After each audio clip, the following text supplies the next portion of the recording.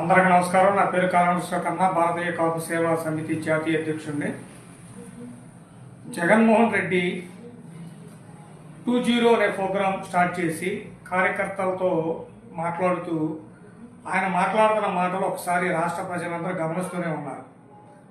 ఏంటంటే ఎవరైనా నెక్స్ట్ నేను అధికారంలోకి వస్తే నేను ఇలా ఈ రాష్ట్రాన్ని ముందుకు తీసుకెళ్తా అభివృద్ధి పదంలో నడుపుతానని ఎవరు చెప్పినా కూడా అదే చెప్తారు. కానీ మన జగన్ రెడ్డి ఎలా చెప్తారంటే వచ్చిన వాళ్ళకి ఒక్కొక్కళ్ళకి గొడ్డలో పదిపిస్తా, లేకపోతే ఎవరిని వదిలిపెట్టను అంటే ఒక రాష్ట్రానికి ముఖ్యమంత్రి కావాలి అని అనుకునే వ్యక్తి మాటలు ఎలా ఉంటాయి? యువతని ఎలా ముందుకు తీసుకురావాలి?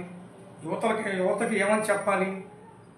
మీకు ఎలాంటి అభివృద్ధిని ఈ రాష్ట్రానికి నేను ఎలా చేసి చూపెడతానని మాట్లాడాలి. కానీ జగన్మోహన్ రెడ్డి మాట్లాడే మాటలు గురిగింజ సామెతలాగా ఉన్నాయన్నమాట. ఎందుకంటే ఈ రాష్ట్రాన్ని సుమారుగా ఒక 30 ఏళ్ళు వెనక నెట్టేసాడు. మళ్ళీ కొంతమంది నాయకులు అన్నారు జగన్మోహన్ రెడ్డి మళ్ళీ పాదయాత్ర చేస్తున్నాడు, 2.0లో కూడా మళ్ళీ ముఖ్యమంత్రి అవుతాడు అని చెప్పి అన్నారు. అయ్యా జగన్మోహన్ రెడ్డి, మీ ఒక్కసారి 1.0కే ఈ రాష్ట్రం 30 ఏళ్ళు వెనక్కపోయింది ఆయన.